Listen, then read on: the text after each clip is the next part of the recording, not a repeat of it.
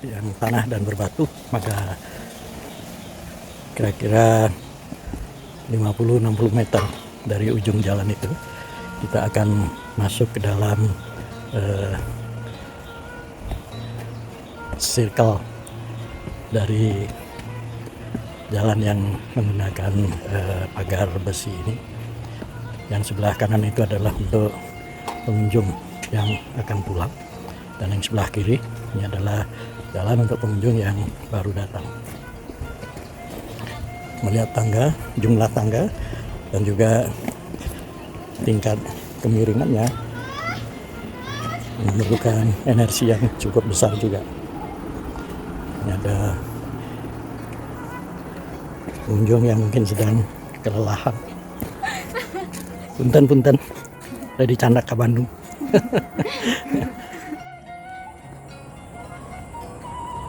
Setelah melewati jalan yang berpagar besi tadi, maka ujung jalannya itu bertemu dengan jalan tanah ini kembali.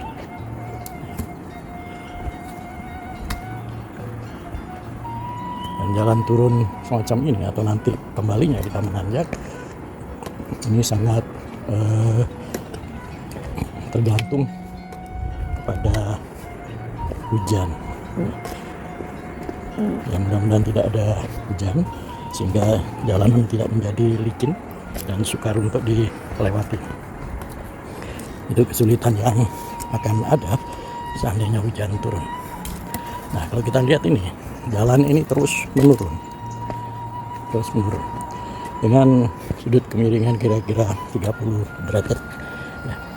Ya cukup menantang juga untuk menuruninya, apalagi nanti kembali mendakinya.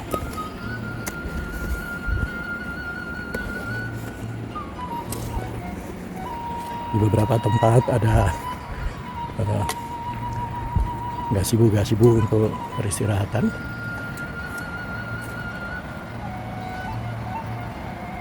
Ada teman-teman yang kemari.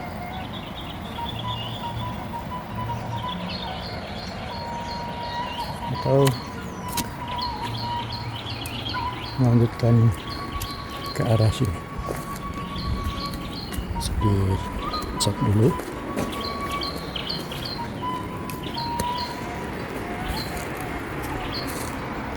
Kalau melihat dari suaranya, kita harus menuruni jalan ini.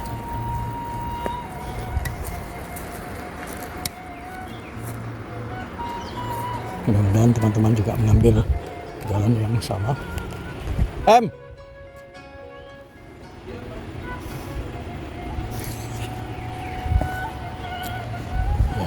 teman-teman ada di sini.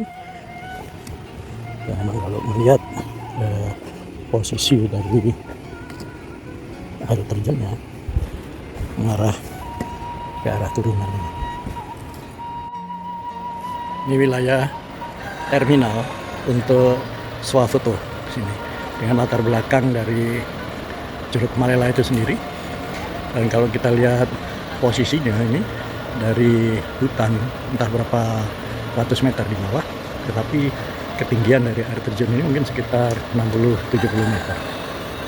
Dan kalau kita lihat, mudah-mudahan nanti tiba di wilayah dasar dari curug ini, kita bisa mendapatkan view atau foto yang menarik.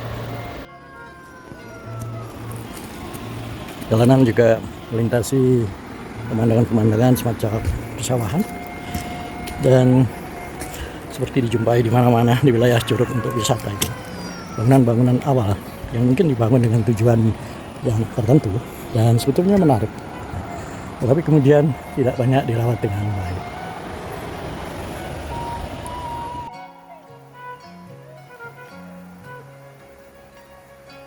Dari sisi sebelah barat ini terlihat longsoran tanah yang entah kapan terjadinya, dan batu-batuan yang juga bisa kita lihat di sini.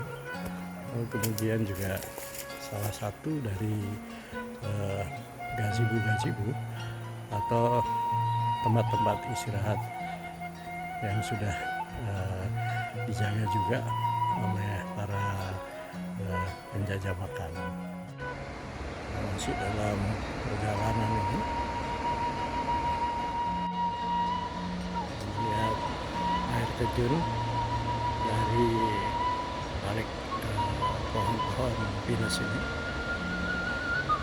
Kemudian airnya yang mengalir ke sungai yang kemudian kita lihat entah mengalir kemana.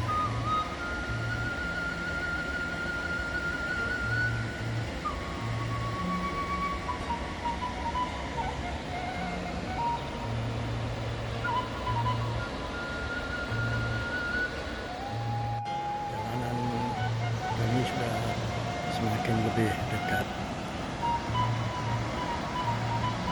dengan Curug Malela. Nah, kita bisa melihat juga air yang mengalir di sungai di bawahnya. Dan kita lihat di sini bahwa jumlah dari curugnya itu ada sekitar 1, 2, 3, 4, 5, 6, 7, 8. Tetapi yang di bawah itu hanya 5 buah.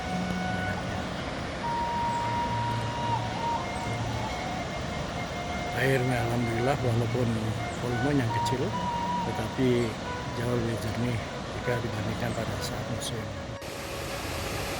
Alhamdulillahirrahmanirrahim. Ini praktis saya sudah berada di Curug Malela. Ini tinggal turun sedikit lagi untuk mencapai dasarnya. Dan bisa kita lihat di sini ada gazebo-gazebo ataupun warung-warung untuk pengunjung. Dan aliran air ini bisa kita lihat juga cukup deras ini, dan kemudian membentuk air terjun kecil dan kemudian menyatu dengan sungai yang tadi kita lihat bersama.